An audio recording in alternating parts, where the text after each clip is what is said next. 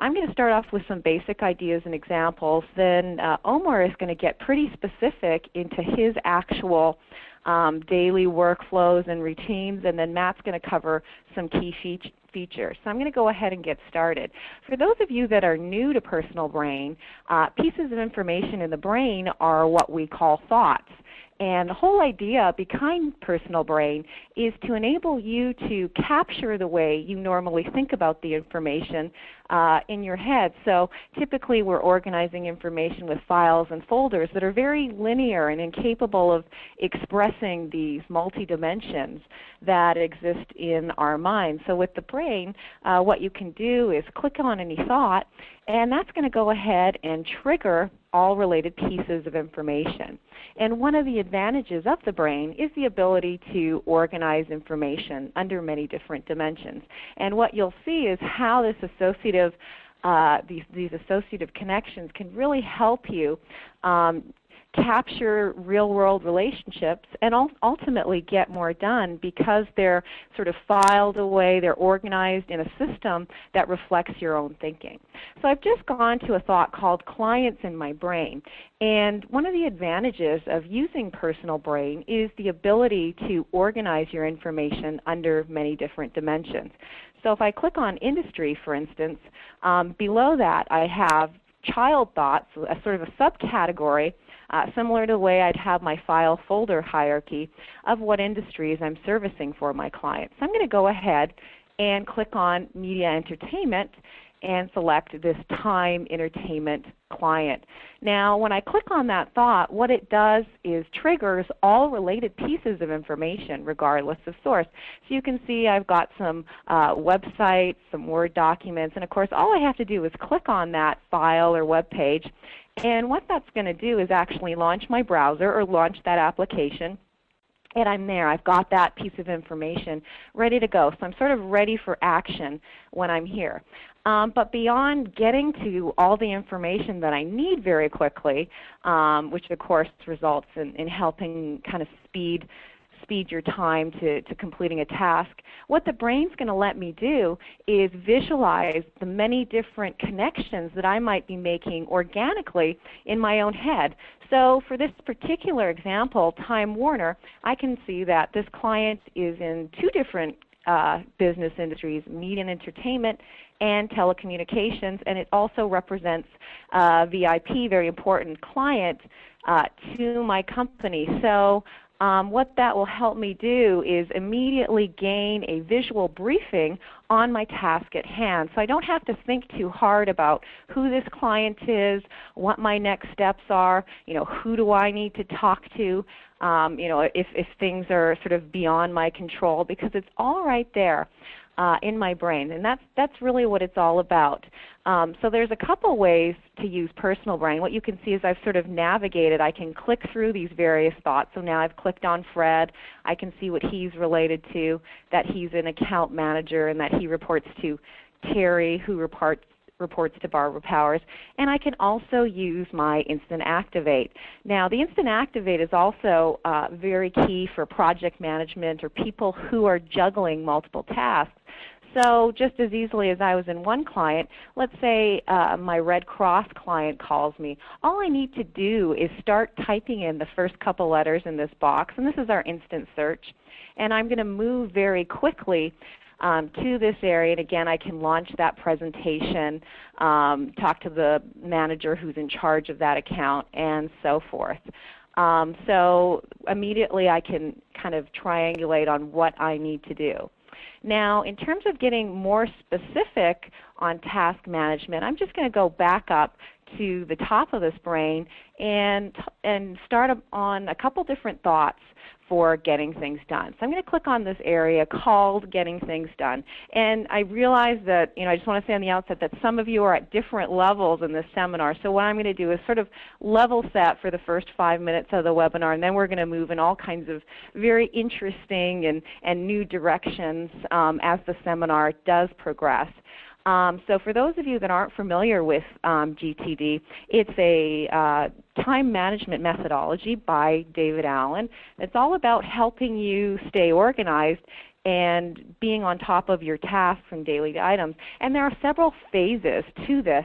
The whole idea is to clear your mind, get it out of your head into some sort of system so that you can focus on the tasks at hand. So often in our day, we get so mired in all the responsibilities and action items that we have that it can end up being quite paralyzing. We can literally become overwhelmed by what we need to do. So by providing a framework for you, both mentally and then of course capturing this framework in the brain, this is really going to empower you to do more and to focus on the tasks that you want to. So the first step in this process is really to collect anything that's sort of in your head or that's taking up mental space that you need to focus on. And then part of that is, once you've collected that, is to process and organize those steps and do them. So what you might want to create in your brain, and this can be under any number of thoughts, is a take action this week, sort of a list of action items. And there are many different ways to kind of store action items in your brain. As you can see below, each thought has a notes area. If I wanted to, I could simply just list notes on sort of what my key action items are, etc., and go ahead and do that. And then that note, regardless of what thought I'm on, I can just mouse over and see that. In this particular example, I actually have thoughts for my action items, and you can think of these as just either smaller action items as a thought, or they can actually turn into projects. Now, one of the advantages of the brain, again, is the ability to get pretty specific in contextualizing what the next steps are in a project to become successful, or when I need to do these action items. So, for instance, if I click on sell my Apple stock here, this is not only something that I might want to take action on this week. I can see that this is related to my stock portfolio. I can go into tech stocks if I want to go ahead and make a connection between tech stocks and sell Apple. You know, I can go ahead and do that, or maybe I want to move it right under this area, and it really helps me go ahead and do this. And let's say I've taken action on that. I can go ahead and unlink that, or even just delete that item. So that's sort of one area that's pretty interesting. Now, you'll probably notice that the thoughts have different colors, and there's some other pieces of information hanging around. This is what we call thought types and thought tags. So in this sort of list of everything that I need to do this week, under this I actually have a thought type for my most urgent area in my brain. And then the other thing that I can do is tag these items by when I need to do them. So just as an example, if I have to go ahead and talk to our office manager about our IT policy, but they're actually in London, I'm going to click over to my tags area here, and I'm just going to go ahead and tag this London here. And so now you can see I've got a tag on when this event is going to occur. Or maybe this is so important that I actually need to bring this up when I'm talking to the CEO. So I've created a tag for that as well, and I've clicked on that. And these tags are really quite interesting because I might have discrete items throughout my brain that I don't necessarily want connected, but I want to contextualize in that they're just things I need to do in a certain location, a certain time. For instance, maybe this customer service strategy document is also something that I need to do in London, so I'm going to tag that. Now, the great thing about that is when I actually arrive in London, or when I'm actually talking to my CEO, and let me just go ahead and select Talking to CEO, I can simply click on that tag in the area, and all my thoughts that are tagged with that particular context are going to appear. So we're going to go a little bit more into depth on thought tagging and thought typing, but you can see how powerful and interesting this is. What I want to do is go back up to my brain and talk a little bit about sort of the 10,000-foot view of things, which is projects and project management, and how you can use the brain once you've sort of defined those action items to be successful with them with your project management. So with TheBrain, you can actually visualize phases of project management. So if those of you are familiar with David Allen's natural planning model, you can outline purpose, mission, brainstorming, organizing next action items. You can have projects organized by personal, by professional, or maybe by the type of activity. If you're doing a lot of writing, you could have that sort of thing organized. So I'm just going to go ahead and create a new project here. So maybe what I need to do is create a new company brochure. So I've just created a new thought for that brochure. And to do that, what I can do now is, of course, is add any number of attachments to that thought. So I'm just going to go ahead and attach a Word document.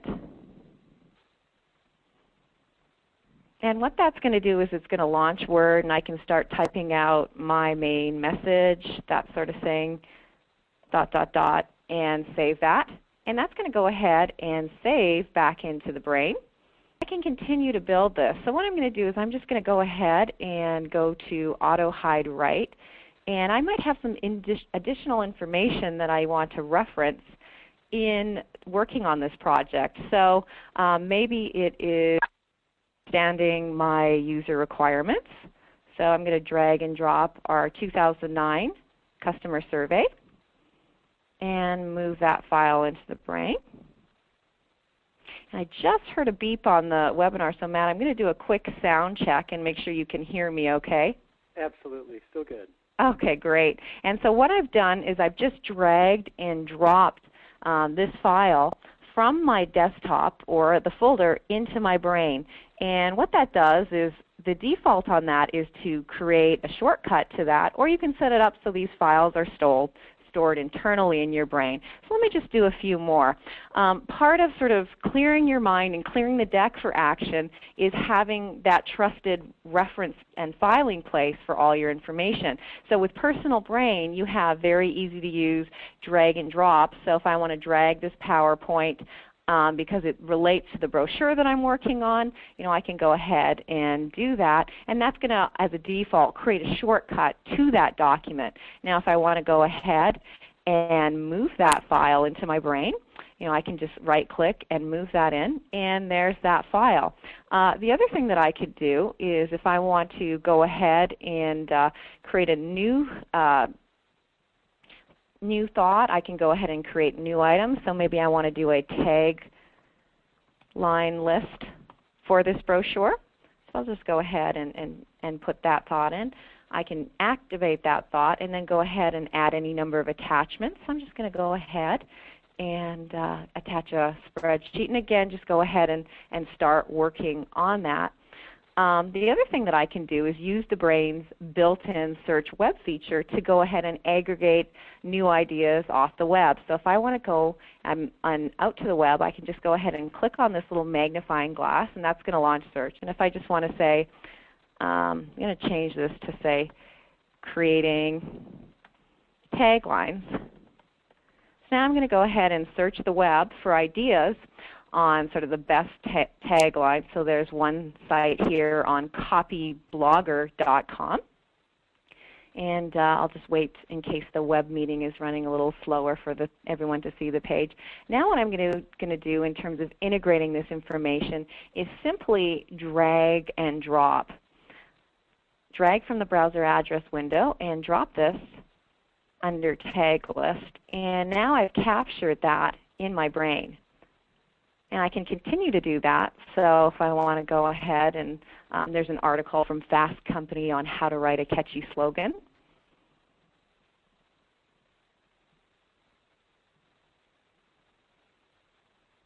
So I'll just go ahead and drag this in. So I've got that.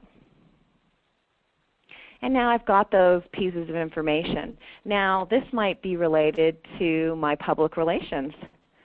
So I can go ahead and further contextualize. And what I'm doing by building these connections is I'm creating a context for leveraging that piece of information. So now this particular web page that's very important to me is not only going to appear under my project, but it's going to appear in another context where I can easily take advantage of and use that information. And so you can see how these categories start to evolve. Now, while you're doing research, part of the value of the brain in getting things done is sort of easing you away from distractions. So you might want to create these very interesting categories in your brain. I have one called to read, or I need to read. And this is a great area because as you're doing web research, you might come across something like, let me just go back to Google News, for instance. You might be doing some research on the technology industry or finance, but all of a sudden, lo and behold, you see an article on Walgreens, and now they're offering H1N1 vaccines, and you're going to be tempted to read that, but that's going to lose focus, and you're at the office, so you can't really do that. So what you can do then is take this article on H1N1 vaccine at Walmart and add it in your to read section and reference that when you need it. So kind of one of the other aspects of personal brain and productivity is the ability to put things away, and just as easily as I can work in my personal brain, on that public relations project, I can easily feel confident in putting things away and, after dinner coming back to this area and kind of going through those interesting articles that I've stumbled across.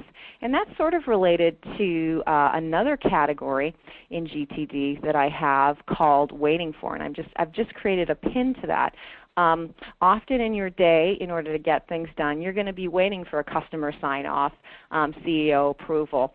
So I actually have a thought in my brain where I'll create thoughts so I know what I'm waiting for, even drag and drop email. So let me show you how easy it is to integrate email as well.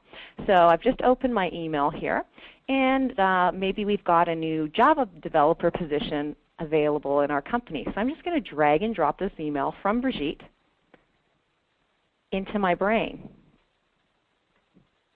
And I'm going to drag and drop it in waiting for because I'm actually waiting for Barbara, the CEO of this company, to go ahead and approve that. So you can make a connection to Barbara, and the other case you saw that I actually had a tag for when talking to the CEO. But this is a great area because when I'm delegating tasks, I can certainly forward that over to Barbara and say, check this out, and then sort of pass the buck over to her. But this enables me to be very, very much proactive. And then even though I've passed the buck over to other people, I can see I can follow up with them and come to this thought, daily, weekly, even on the hour, so I know what I'm waiting for. So that's sort of another category or thought in your brain that might be quite helpful. And the final category that I also want to show you before I pass over to Omer is meeting management. Meeting management is also another interesting area because what you can do is if you're in a larger company or doing a lot of project collaboration, lo and behold, you're going to have a lot of different meetings. So with these meetings, what you can do is, of course, create ideas or thoughts for these meetings, and then go ahead and drag and drop any supporting documents that you might need for that meeting. So if I'm going to be presenting on best practices for social marketing in our web meeting design, I might have that there. If I want to talk to Bill in IT about how we can implement that idea, I can make a connection there as well. So I am ready to go. The other thing that's quite nice about the meeting is you can actually use the brain to define sort of your next steps and action items. So if a key conclusion out of your board meeting is, let's say, hire more sales reps. Oh, and I actually have a thought in there for my brain. I can go ahead and connect that. Or if it's involving, opening new office, I can add that in as sort of a new action item from that meeting, and then I can further classify. So you can see here that I've got I've got some thought types for what is my action item versus just an action item that maybe might be assigned to somebody else, something that is a green-lighted project. So let's say I'm in charge of opening that new office. What I can do is just go over to my thought types and just go ahead and select my action item. And I'm not going to go into this. I think this will actually be a good segue for Omer because he's got a fascinating thought type list that he's going to show you that you can see now. So now when I reflect on what's going on in that upcoming meeting, I can see everything we're going to be talking about. I can see what the hot topics, the green lighted projects are, and I'm very clear on kind of what my action items are, and it all comes together in the brain. And I think with that, I'm going to go ahead and pass presenter over to you, Omer. So hello everyone. As Shelley mentioned, my name is Omer Aziz, and I've been using TheBrain now for probably about a year and a half, almost 2 years. Just a very quick background about me. I have a background in engineering and HR. So as Shelley mentioned, this organic connections always went on in my brain between those two almost different parts of my brain. And I was always interested in having a tool that would help me with my own thinking. So I did a fair amount of research into different tools, and once I came across Personal Brain, I found that it absolutely met my needs, and there are some things about the tool that I hadn't even imagined that I really liked. So I'm looking forward to sharing my brain with you. Hopefully you'll get some ideas, some thoughts, and I'm also hoping through questions or comments to pick up a couple of ideas myself. So probably the three main features that I really like about the software is, first of all, the architecture. You don't have to commit yourself to a certain architecture.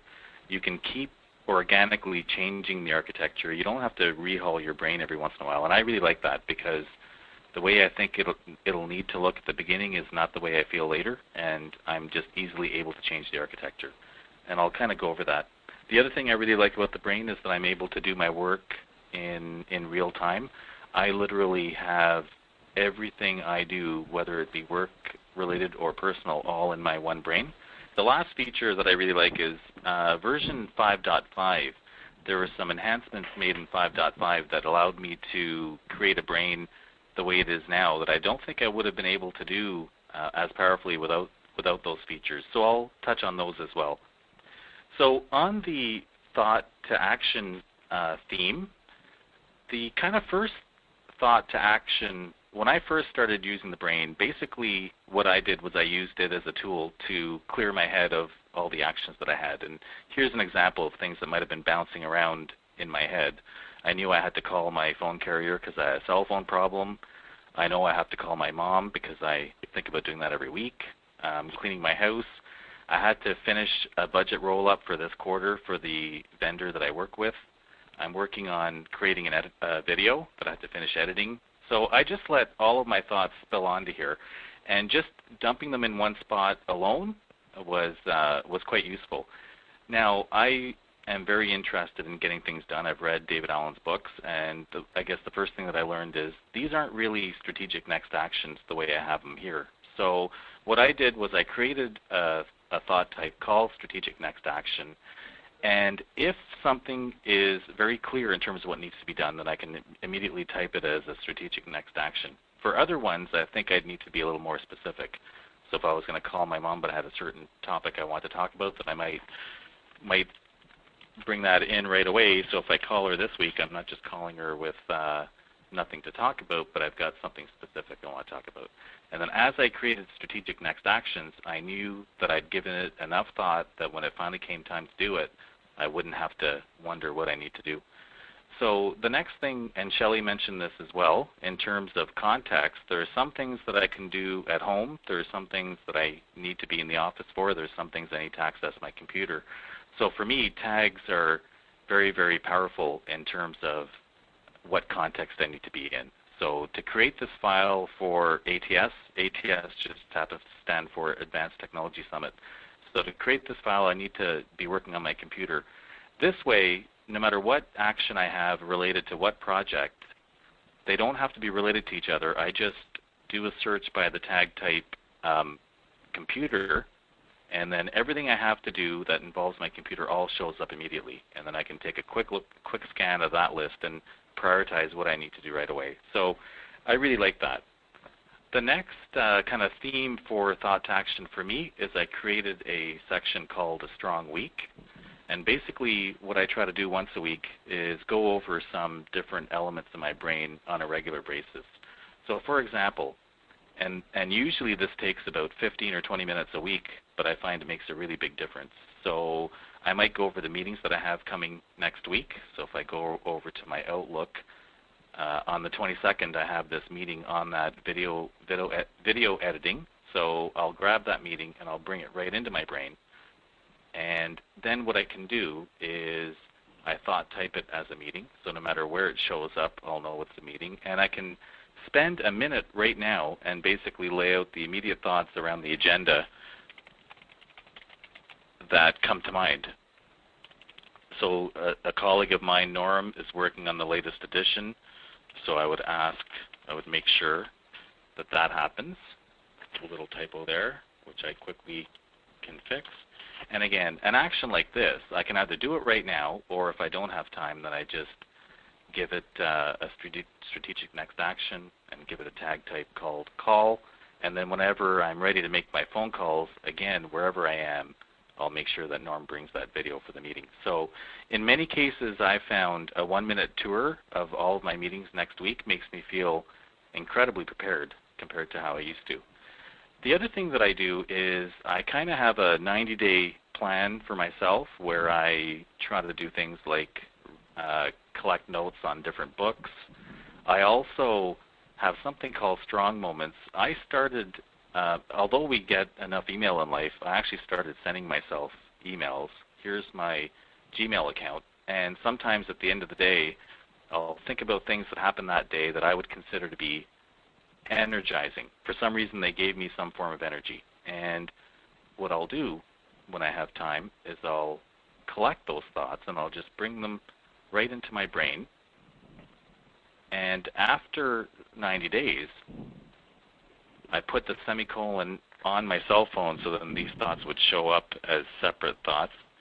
I take them, I give them the thought type of energizing moments.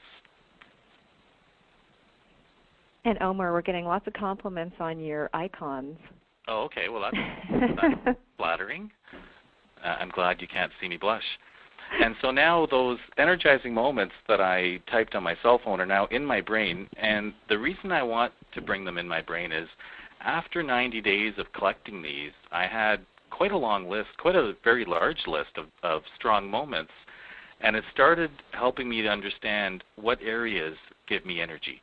And I was able to categorize them into kind of 4 or 5 different areas. So if I feel like I've accomplished something or produced something, working with certain people is highly energizing, spending time with my family. So this helped me set another type of context over and above either being at my office or being on my computer, and it's kind of an energy context. So sometimes, not as often as my mother would like, but sometimes I'm in this kind of productive, clean the house type of mode. So I now know that when I'm in that mode, I've actually got thought types with that as the tag. So when I'm in that mode, I pull up thought types with a tag that require that type of energy, and then I just do it because I know when that feeling goes away, I won't feel like doing it. So the Strong Week kind of helps me do that. The next thing that I did, the more I read about getting things done, was having thoughts. So far, all of the thoughts and actions that I've shown are kind of at the runway level, the actions that you either have to do right away or you have to do next week. So David Allen talks a lot about going from action to project to focus areas. So what I do, and again, I find it very easy to do, is I pull up all of my thought types that are a strategic next action. And they're shown as a report, and I quickly go through each one, and I make sure that each one is associated with some project. If it's not associated with a project, then either I have to create a new project or I'm doing an action that I really shouldn't be doing. And here's an example here.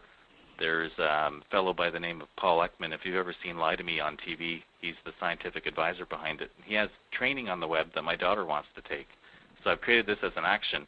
In terms of a project, there is a project called Lie to Me where I'm trying to do more research to understand the science behind Lie to Me. So now this action belongs to a project. So Lie to Me is a bona fide project that I was missing. So I go through all of my actions, and again, it helps me categorize the actions by projects. Actions committed to Rich. So Rich is the person that I report to, and I have a running set of actions committed to him. Right now I don't show this specifically as a project, which is probably okay because I commit to updating Rich on several different projects. So once I've gone through all of my actions, it kind of helped me create my project list from the ground up. And then now that I've done that, I go to the reporting function and I basically pull a list of all of my projects.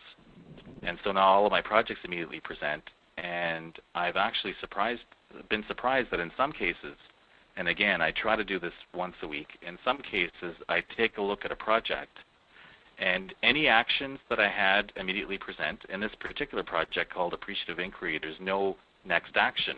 That's a trigger for me because if this isn't an active project, then I should have a next action. So I take a look at this project, and I either, there's a few possibilities here. Maybe this isn't an active project, and then I immediately change the project to inactive. So I very much use changing thought types as an actual tool. So when I create a thought type for a project, I have no problem changing it because the next time it presents, it gives me the latest update on that project.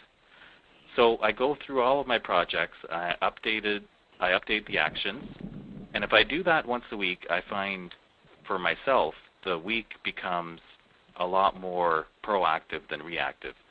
And if I'm in the doing email mode, I just pull up all my actions that require an email, and then again I can scan this list very quickly and pick out the priority. In this particular case, the priority would be related to a field issue that we're having, so I need to make sure that I update people involved on a field issue. So again, I keep going through all of my projects, and then on this theme of leaping levels, all of my projects should roll into focus areas. And I used to have separate focus areas for personal and work. I since changed my mind. And now what you'll see, so here's an example of a focus area.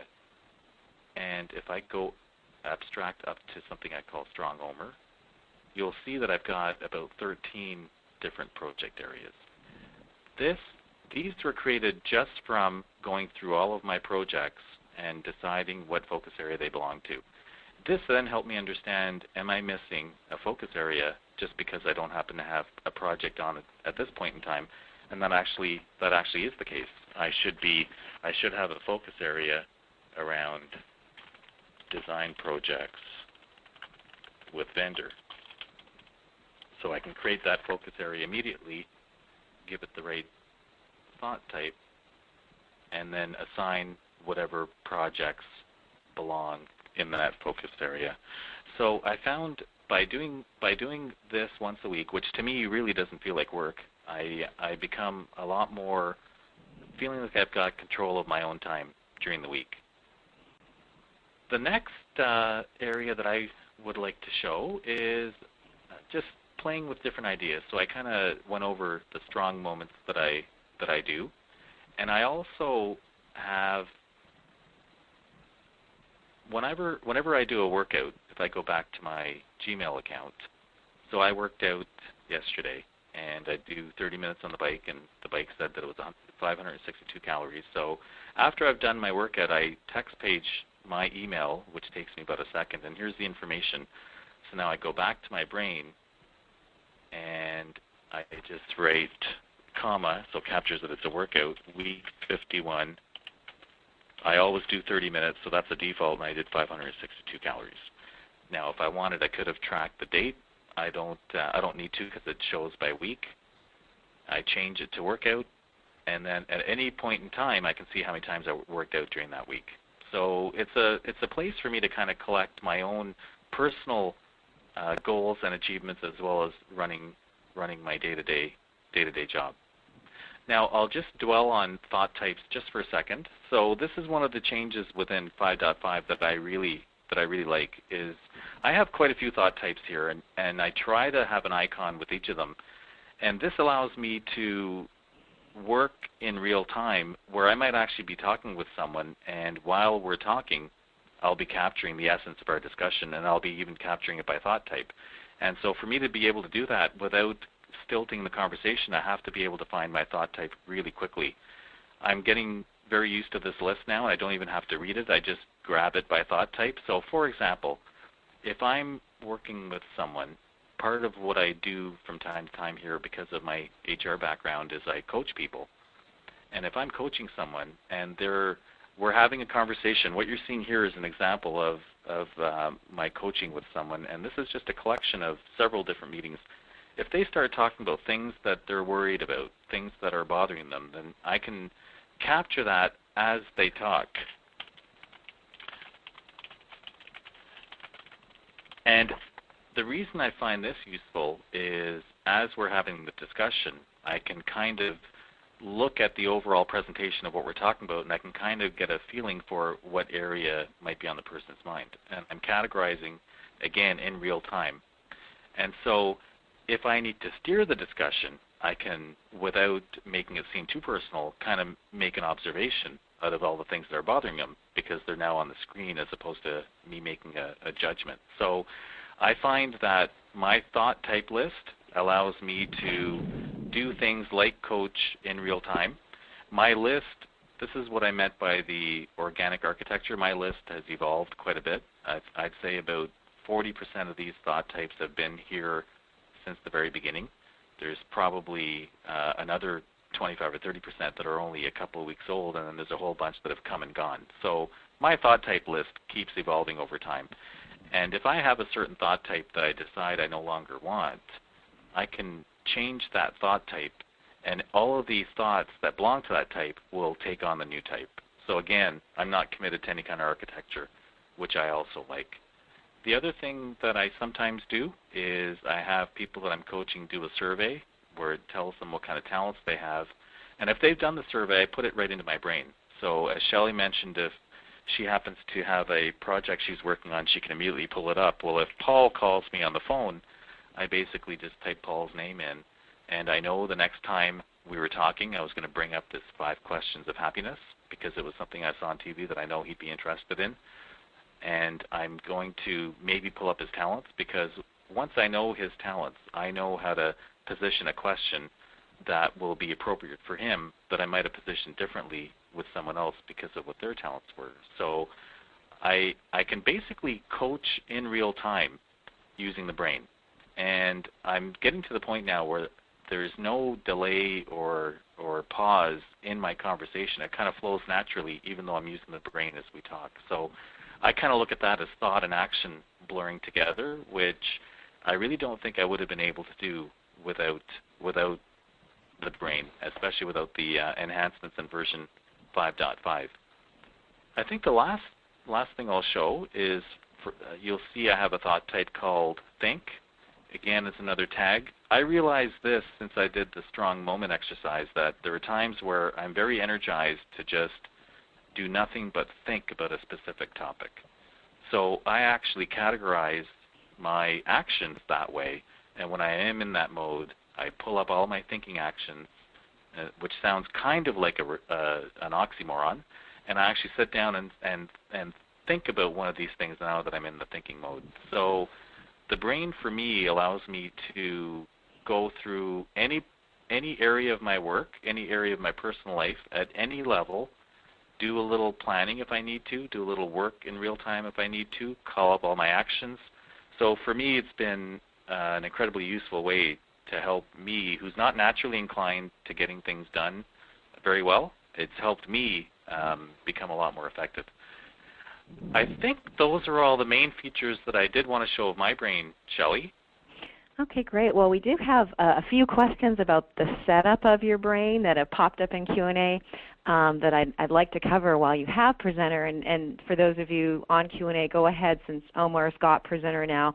If there's any key areas you want him to reactivate in his brain or any questions specifically pertaining to those brain, go ahead and type those in. And I just want to say, in kind of watching this, one of the interesting themes that is kind of coming up in this webinar here is how personal brain really enables you to become explicitly conscious of things that would otherwise remain somewhat intangible and in that sense inactionable, because it was very interesting, and what struck me is when you were sort of mapping out these various personality traits of the people you're talking to, it was almost like this sort of meta-consciousness arose from that. And sometimes when you're on the phone, you're talking about to someone, you think, well, this person's worried about X and Z and they're really great at this.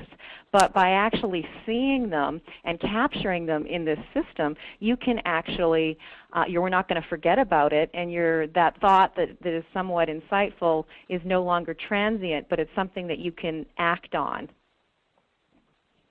And that to me is very interesting. So I think and the other thought that I really liked when Omer was demoing my brain is the strong moments thought. And I don't know if you want to activate that, and let's go over that in the strong weak concept. So I guess I'd like to ask you, Omer, how you came up with the strong moments and strong weak, and sort of what that does for you. And I've just added this thought to my own brain, and I've started experimenting with it. And it's a really interesting thought to have, sort of for your own personal development beyond, the day-to-day productivity. Sure, I'd be glad to. For strong moments, the other thing that again I like about the brain is I read quite a few different authors, different topics. Getting things done is one example. Marcus Buckingham, who writes about talents and working on your strengths, is another example. And what I like about the brain is I can decide which ideas out of all these different areas I read I want to bring into my brain. So this whole idea of a strong week and a strong moment kind of comes from the positive psychology movement, which talks about the fact that there's a strong correlation between excellence and joy. And so the more I can become aware of when I'm experiencing joy or energy, the better chance I have of doing a really good job, to put it in a nutshell. So it helps me take that concept and make it real for me. I never thought that I would have to learn more about myself. I kind of maybe subconsciously assumed I know everything there is to know about me, but the brain actually is teaching me more about how I work better, when I can be more efficient. So that's kind of where the strong moment and strong idea came from.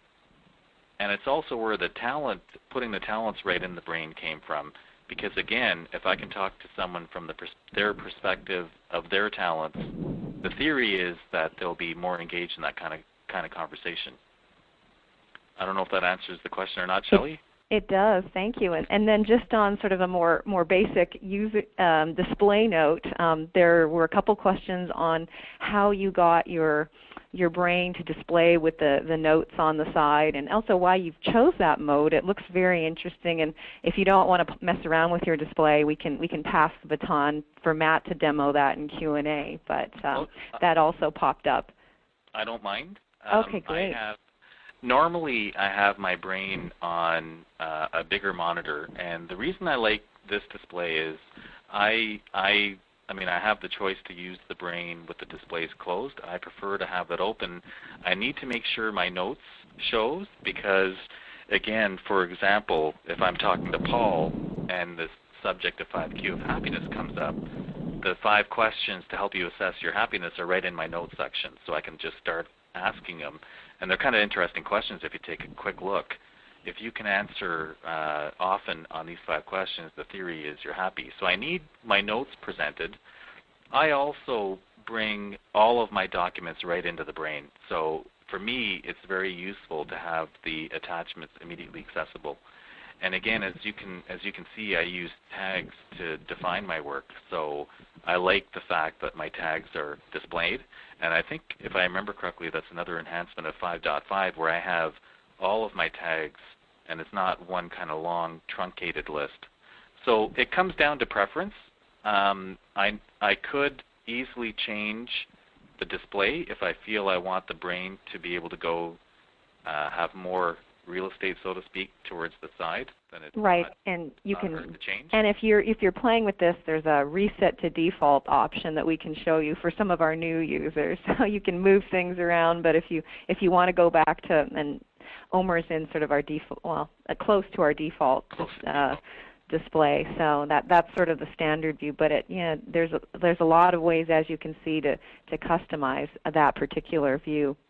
Now, I used to leave it in this format for quite a while, and it was only relatively recently that I realized even the display format can be a powerful tool in terms of what you want showing at all times. So again, you see how fast I went back to the view that I'm used to now. This is the one where I'm really comfortable, and I can see if I have an attachment or a note or a tag instantly. The other thing I like about using tags as my context is, as you can see how many different actions I have, and that starts to give me an idea. If these totals start getting dangerously high, then I need to be kind of shifting more into action execution mode as opposed to action collection mode. So it kind of gives me a real-time thermometer on how many actions I have outstanding, which helps me kind of determine where I should prioritize. So I really like that as well. And then it's really nice to see this number go down every time you get an action done. Great. And then I had a few questions on kind of where the top of your brain is, how you got started, and that sort of ties in. We had an interesting conversation the other day where you talked a little bit about, whereas I usually when we're presenting, we do more of a top-down categorization where we'll start with our name and then create thoughts for business and personal, but you sort of did things a little bit differently in your own brain. Can you talk to our users a little bit about that, Omer? Absolutely. So the way I decided to do it is, after I read David Allen's book, and he kept talking about how your mind can be cluttered, your psychic energy, as he refers to it, taken up with, or your psychic RAM taken up with all these actions, the first thing I did was get all the actions out of my head and into the brain. And that's kind of what you're looking at here. And then it was only going through all of these actions where I made sure they were all associated with an appropriate project. So I kind of went from the bottom up, where I created all of my projects, and then as I created all my projects, I started becoming more and more opinionated on, am I doing everything that I should be doing? So I kept building my brain from the bottom up. I literally started with the actions I had in front of me. Then I created my list of projects, which then caused me to create my focus areas. So to answer the first question, here's the top of my brain. And these three thoughts here are kind of guiding principles that I always want to keep in mind no matter what I'm doing. So they're top of mind guiding principles. Then so that's interesting. Just to interject, you started your brain with actually key principles of your life as foundational categories. Would that be a fair statement? Absolutely. Okay. And sometimes when I do that, it's easier for me. I'm now moving them from being child thoughts to being jump thoughts. Mm-hmm. And sometimes this presentation works a lot better for me because whenever I see something as a jump thought, it's one of those triggers that it's something I should keep in mind no matter what I'm doing. So I might put it there, and then by just integrating all of my actions up to projects, up to focus areas, helped me see if I'm doing everything I should be doing. So I literally built my brain from the bottom up. Interesting. So I think in one of the key takeaways in this is you can really start at sort of any area, and it kind of speaks to the seminar theme in a whole, sort of in the thick of things. We tend to think of, I think, mind mapping and visualization as static snapshots of brainstorming or research, but using the brain as an active organization and task management really takes your productivity to the next level. And in fact, probably when you're most busy and have 10 projects running is when you do need to start your personal brain, and just start with what's in your head now, and you can build from the bottom up, from the top down, make lateral connections, and there's really kind of wherever you're thinking or where you are in kind of your day or moment is the place to kind of start and capture in your brain. That's right, and I just want to quickly show this other thought type. This one may or may not last, but it's kind of a sticky note, and the thought type is called core idea or project brief. And the example here is I was watching a video at one point of Harlan Hugh talking about the core idea behind the brain, and he said the idea was to create a workspace that closely resembles how we think. And I thought that core idea captured the essence of the brain. So for me, because that was the mood I was in at the time, I created a thought type called core idea. And every once in a while, if I'm working on something and I do have an insight, because when they do happen, you don't want to lose whatever they were, I'll create the core thought right then and there, so that the next time I come to it, again on that theme of creating the instant consciousness, the next time I come to it, even that one-liner puts me right into this particular area of my brain.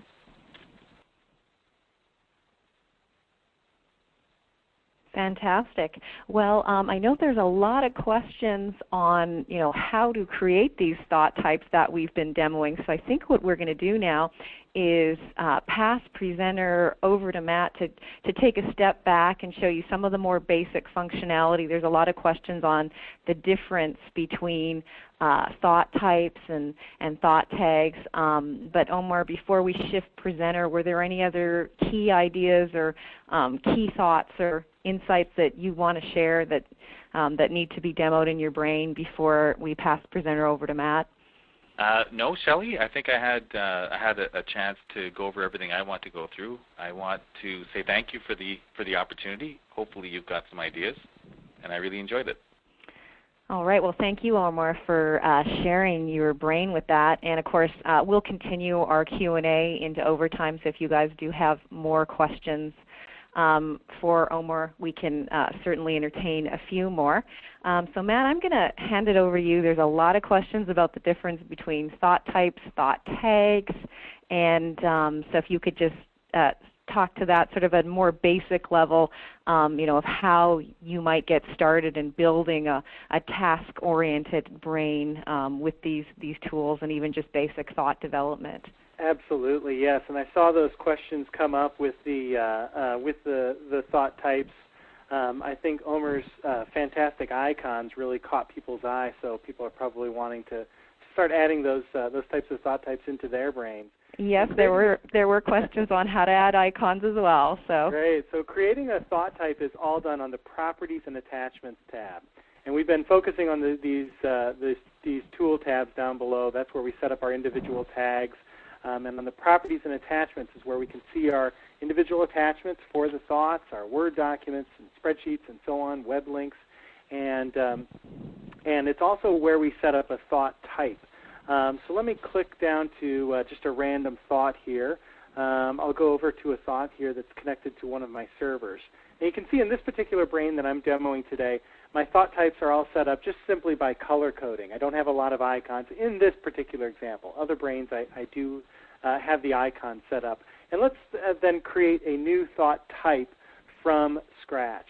You can see that this particular brain I'm in is a whole series of, it's really an IT brain, a lot of different servers. And then I've got the databases and the applications that are running on those servers. And the thought type allows me to identify the content of that particular thought, whereas the thought tag is identifying different attributes of that particular thought. So in this example, let's go to demo GEP, for example.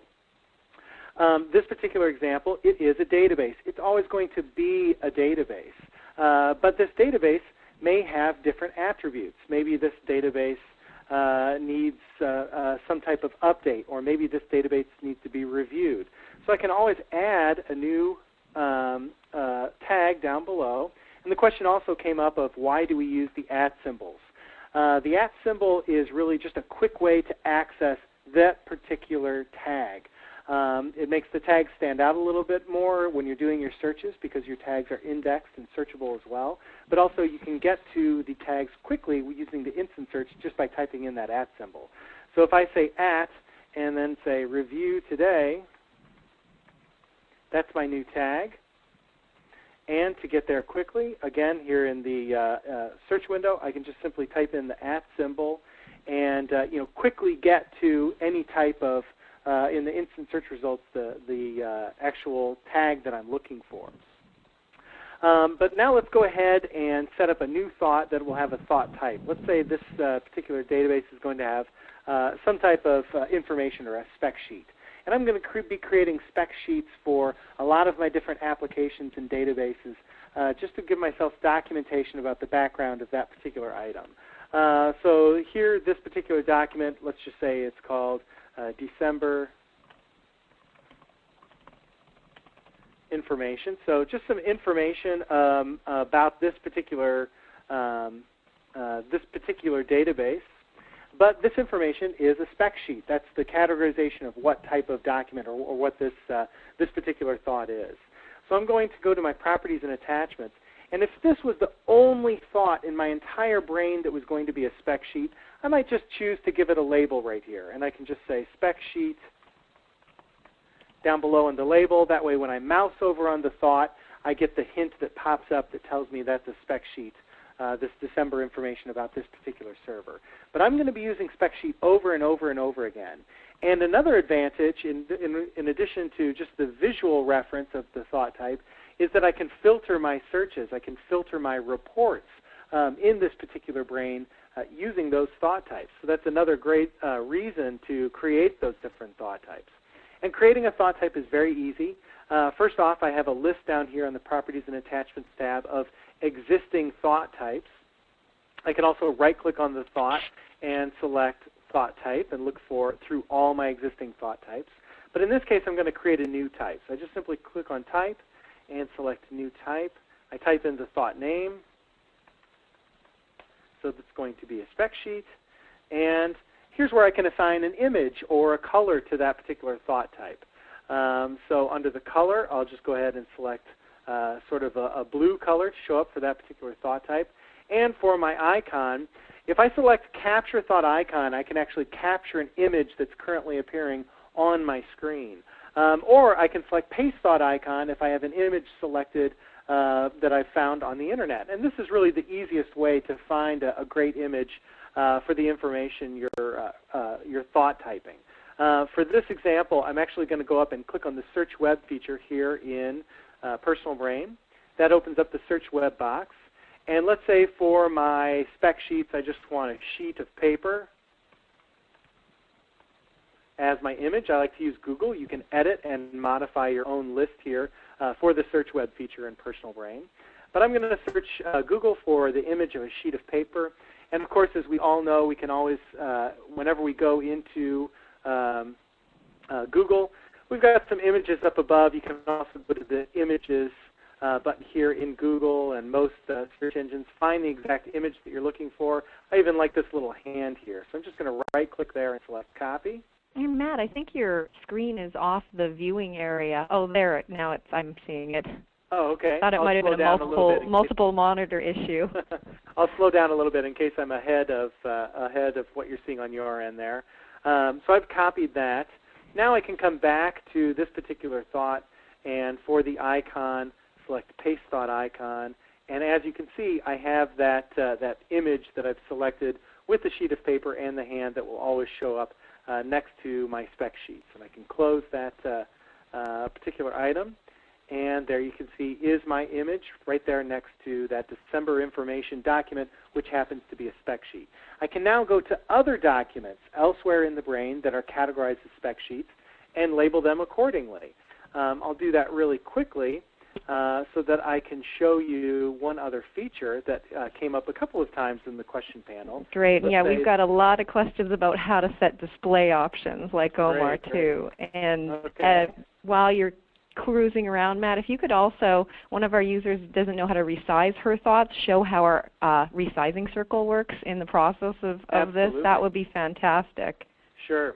I've quickly created a new thought called New Guidelines, and as you can see, I can label this as a spec sheet as well. And what I wanted to show you was here on the Reports tab, something that we haven't spent a whole lot of time on today, but the Reports tab is just another way of overviewing all the information you have in a particular brain. You can see if I just run an open-ended report, I get a alphabetical listing of all the thoughts in this particular brain. But I can filter these reports by thoughts tag, by thought type, even by document type. So I can say, show me all Word documents that have been modified within a particular date range. I can even customize and run special reports as well. But as you can see, I can go in and say, all right, show me all thought types that are spec sheets. And this is the question that came up from time to time. In the question panel, people wanted to be able to have thoughts in the brain but not always be able to see them in the top portion of the screen. They want the thought there, but they don't necessarily need to see it every time they're navigating through the screen. For that reason, you can go ahead and turn on your filtering. So I can run a special report looking for certain documents, certain types. Let's say I'm giving a presentation, and I don't want to accidentally stumble across a private thought or thought with some proprietary information. I can go in and edit my filtering. Let's go to inverse filtering. And now I'm seeing up in the upper portion of personal brain all thoughts except for spec sheets. I've filtered out spec sheets, so if I navigate away there from that report and just go to another tab there, you can see I can click around in this particular brain all day long, but when I go to those thoughts where those spec sheets exist, they're not being currently visualized because I've filtered them out. And at any time I can come back, turn off my filtering, and those thoughts will all reappear. So just a great feature for, especially for using personal brains in presentations. And the question came up about resizing. Resizing the screen is a very, very simple process. If you do have a mouse wheel, you can actually hover over the active thought and scroll up and down to make your thoughts larger or smaller. And you can do this right on the fly. So if you happen to navigate to a thought with a whole large grouping of child thoughts, and you want to be able to see them all on the screen at one time, you can just change the font size with the mouse wheel, or even click on what we call the resizing circle.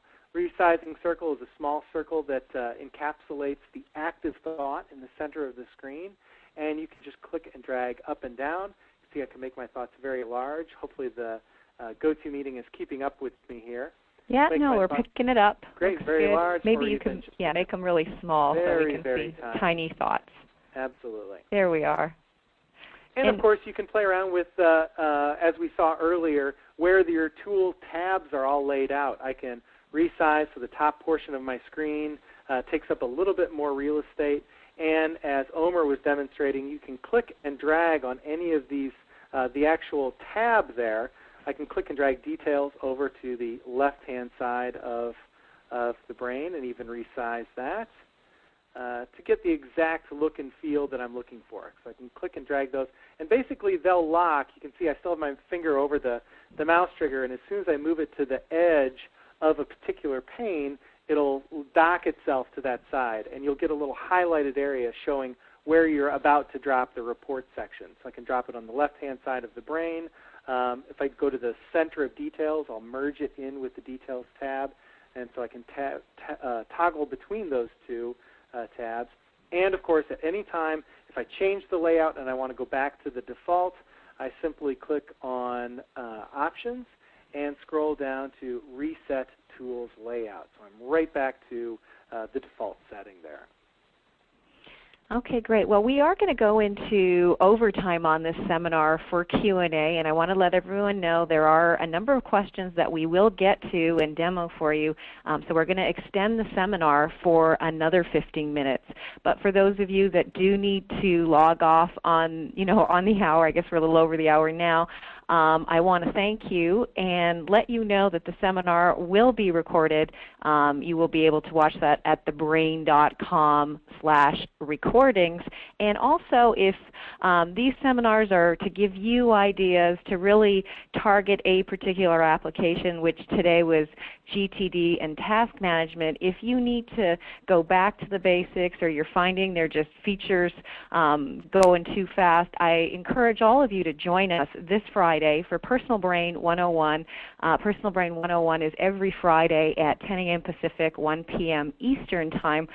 Matt and I are co-hosting this Friday, and we're doing a holiday-themed 101, and it's going to go a lot slower through the basics.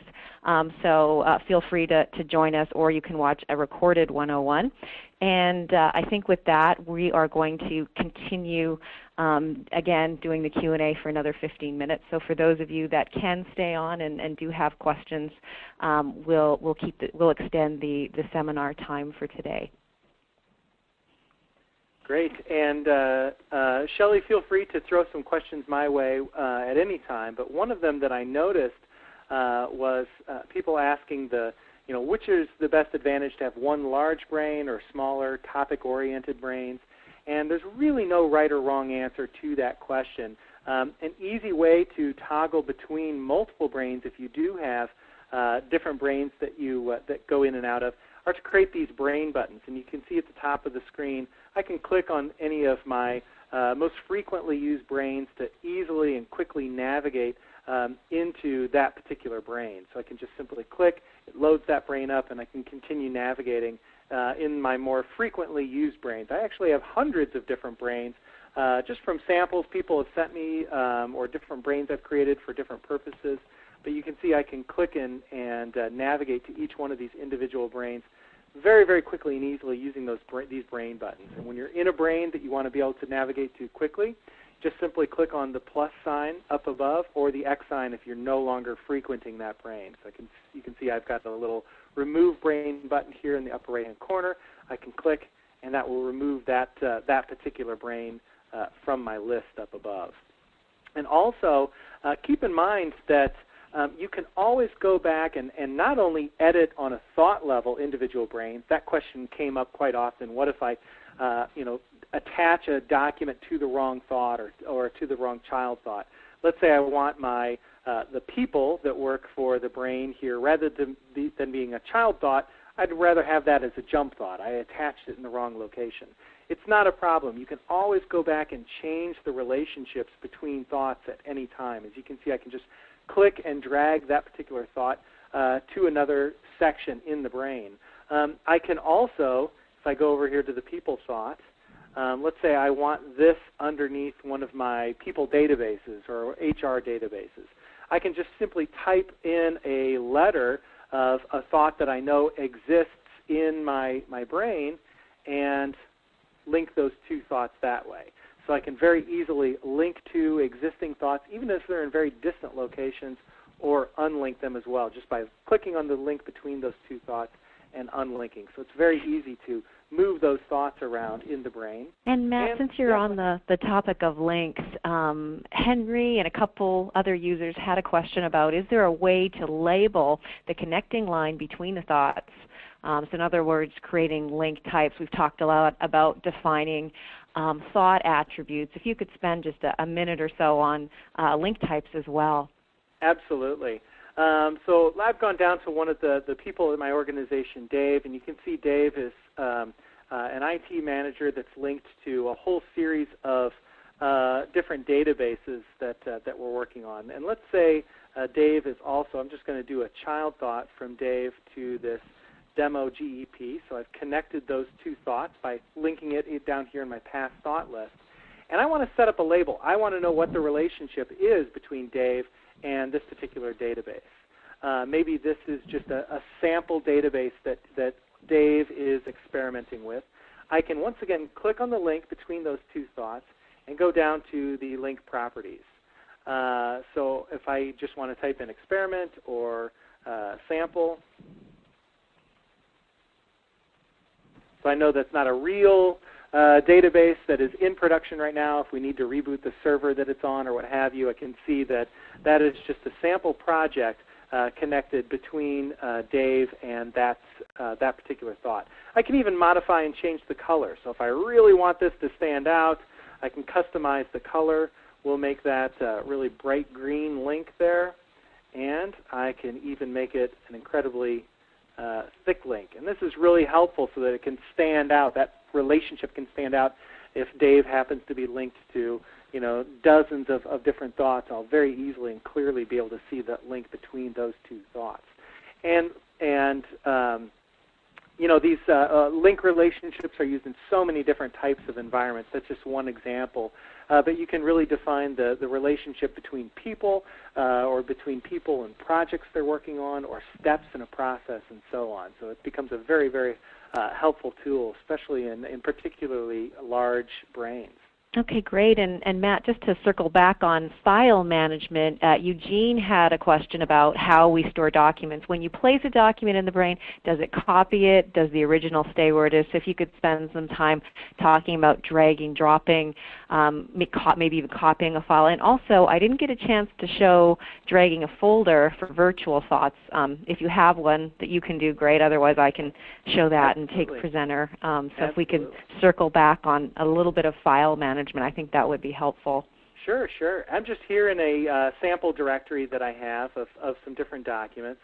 And I always like to point out that there are, in a nutshell, there are three basic options, particularly for drag and drop. The default for Personal Brain, when you're dragging and dropping into Personal Brain, if I just grab this document here and just click and drag right into the brain, you'll notice it creates a new thought. That thought has the document name, and there is a shortcut back to that original document. The document has not been moved. We simply have created a shortcut in Personal Brain. But you do have the option of moving documents or copying documents into the brain as well. If I hold down the Control key, I'll just come back and click on Control and select another document, and I click and drag. You'll notice once again the document is still there in its original directory. And if I take a closer look back in Personal Brain, the difference between, just visually, between these two thoughts I've created, one is a shortcut. I can tell from the little black arrow icon that appears on the graphic there, and the other does not have that arrow icon. That's telling me that this attachment is an internal attachment inside my a directory inside my Personal Brain database. When you create a Personal Brain on your PC or on your Mac, you're creating basically a mini database that's running on your operating system. And that database is made up of a .brain file and an _brain folder. And inside that folder contains a directory called Files. All the documents you move into Personal Brain are located there. If you need to get to a location of a file very quickly, right here from Properties and Attachments, I can click on this icon, this little folder with the green arrow there, and go right to the containing folder for that particular thought.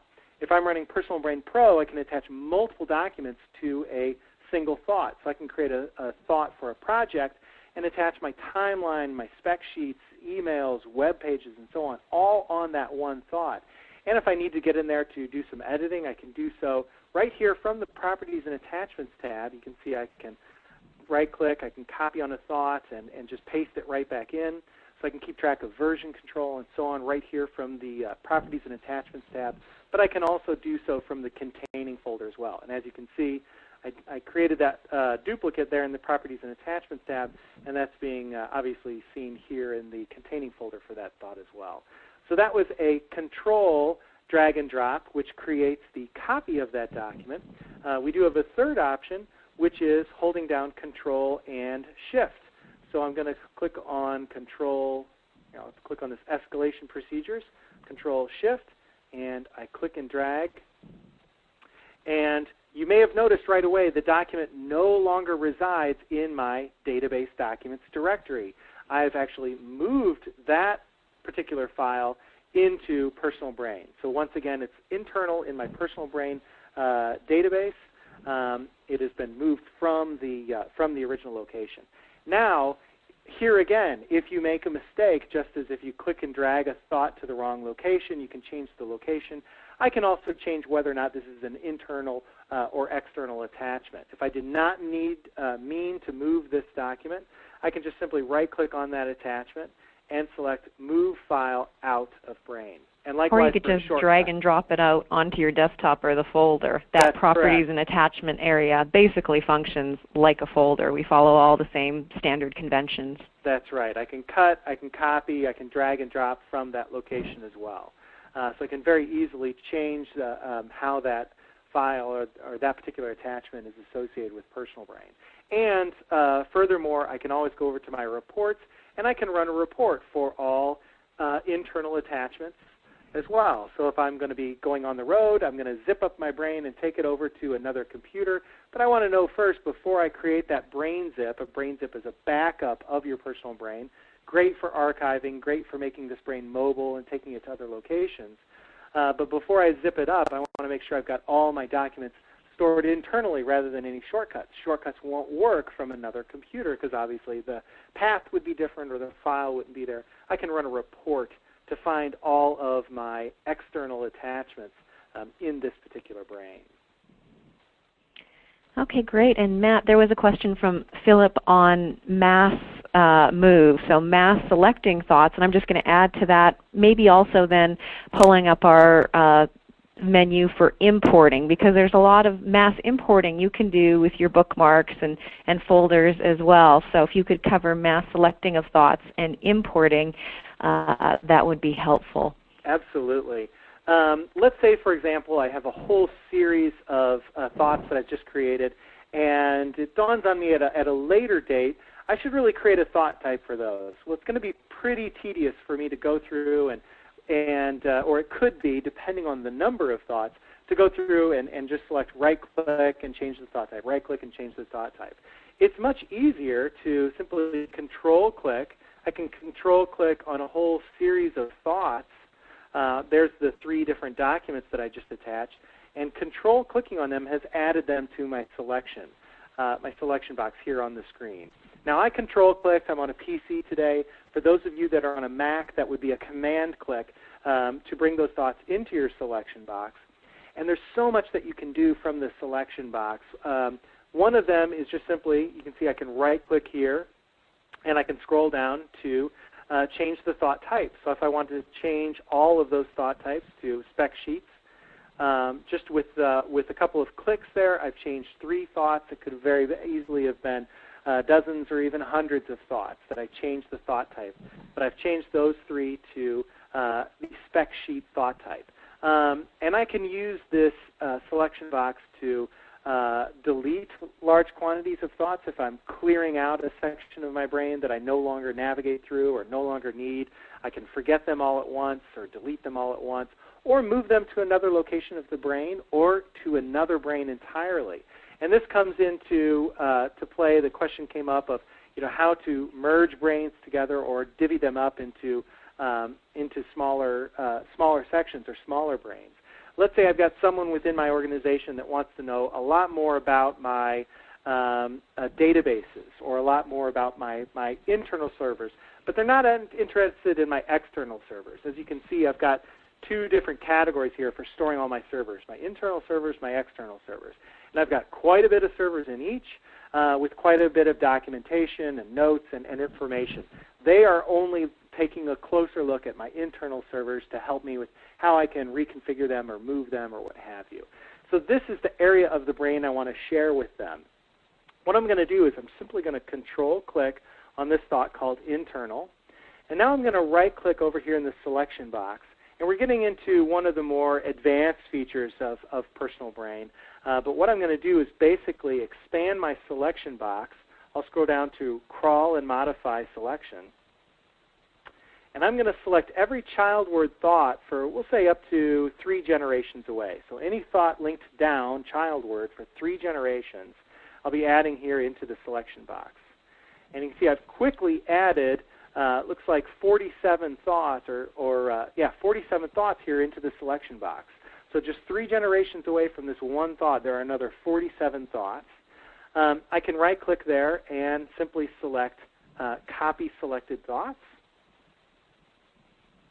So it not only copies the thoughts, it's also copying all of the thought types, the content, the notes that are associated with each one of these thoughts.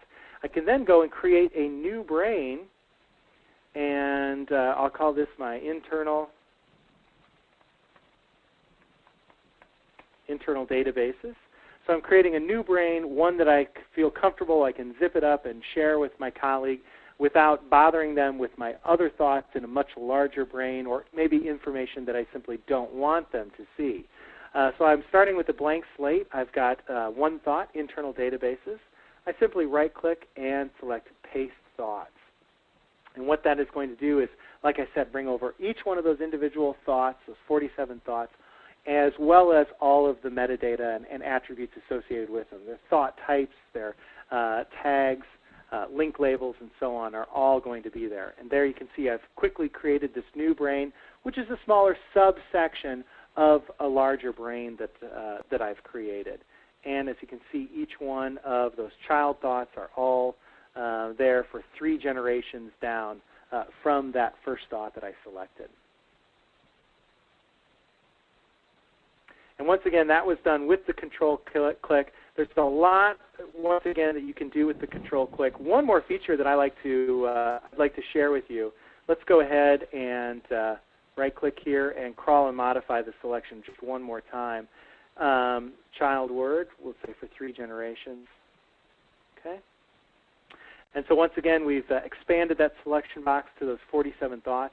Now, rather than copying the selected thoughts to paste into another brain, I want to copy the text outline. I want to use the information I've created in some type of presentation that needs to be turned in a Word document or something like that. I can open up any type of basic text editor, right-click, and I'll select Paste.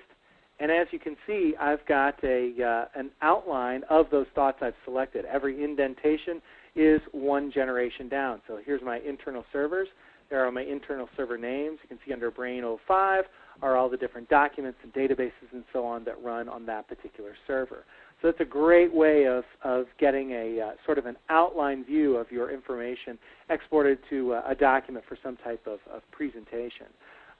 Also, Shelley mentioned some questions came up about other ways of importing information into Personal Brain.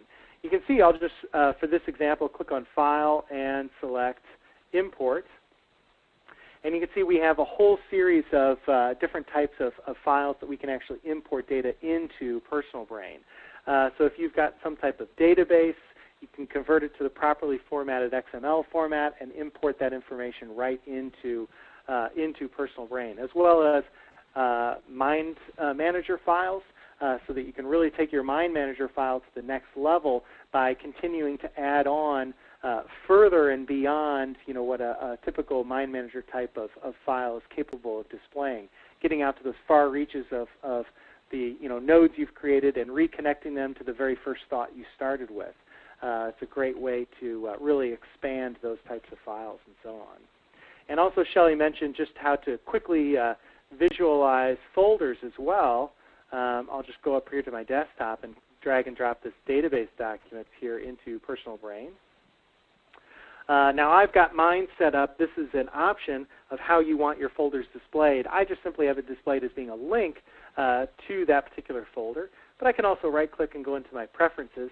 And here in the preferences is where you can really change around the look and feel, adding wallpaper, changing your colors, really create a brain that is a digital reflection of your own organic brain. But in this example, I want to actually view my folders. We call those virtual thoughts.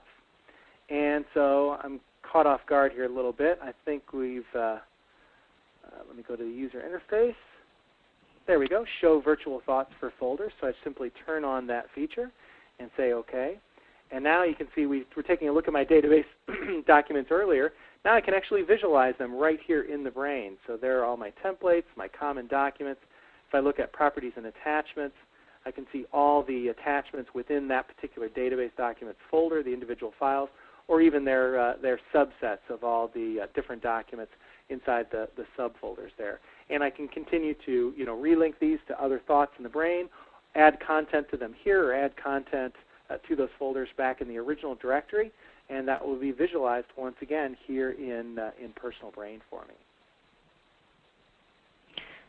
Okay, great. I had an example that I'm going to show real quick and take presenter just to circle back on the difference between thoughts, thought types, and thought tags, because I just want to make sure everyone is very clear. And Matt, I'll let you jump into the Q&A. Can you see my screen okay? I can, yes. Okay, and Omer, how are you doing for time? I know we're running extremely on overtime here. We'll probably end the session in another 5 minutes. Are you okay with that, or? Absolutely, Shelley. Okay, great. So just to clarify, Matt's shown you how to set up thought types. We covered thought tags. This is kind of an example of the differences and a section of a brain where how they can sort of live together as well. So really just keep in mind the thought type will be your major attribute of that thought. So of course I can create a thought. So I've got my business development thought. I come in, I create some thoughts for ideas for marketing expansion as a first step. And then as a second step, I might come in and thought type them. There are different ways of doing this. As you noticed, Omer actually creates the thought type or attaches a thought type right when he creates that thought. Usually what I do is I'll create an area and then come back and thought type. So the thought type is going to take on the primary attribute. So thought type, as Matt has shown, will have a color or an icon associated with that. And of course that's something that you can adjust in your properties and attachments. And then my display here, what I've got turned on specifically so you can see, are the thought tags.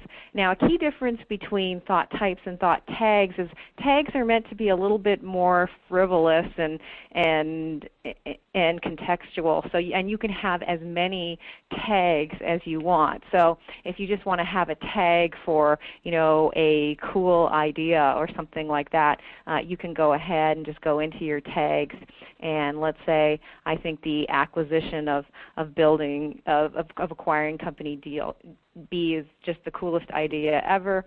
I can go ahead and do that. I also think it's a very high investment, and it's something we need to do now, and I've got all kinds of tags there. So that's kind of the difference, and there's really no right or wrong way to do this. It's just another level of categorizing information. And sometimes thought types, as easily as I have all these green lighted projects as thought types, I might, in my project section, for instance, I'm just going to control click and select all these thoughts called green light project. I'm going to go ahead and go back to projects.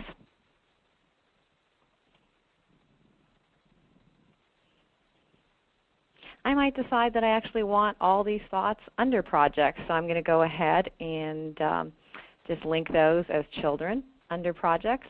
And here, what you can see is, and actually this should be under my business in this area here, unlink it from kids, that I've created a thought that could mean, I might even want to call this thought my green light project area.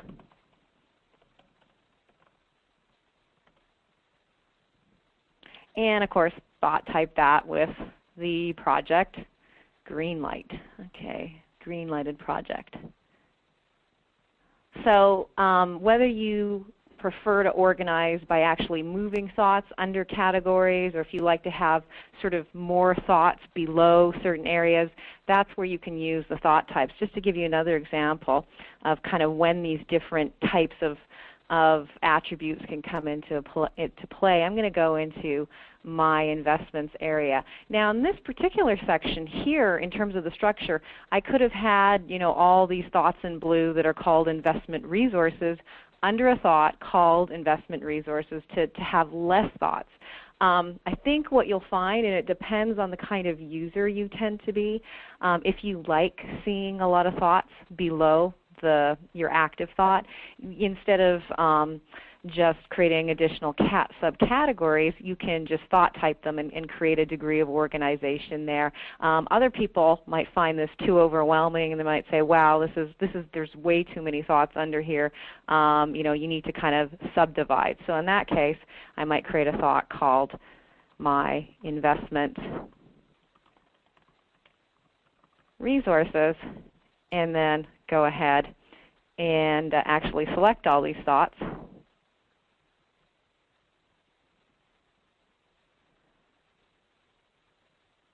Go over here to my investment resources and link them under there, and then go back to my investments and unlink them from that thought. And so you can see I've cleaned that up. So there are different approaches.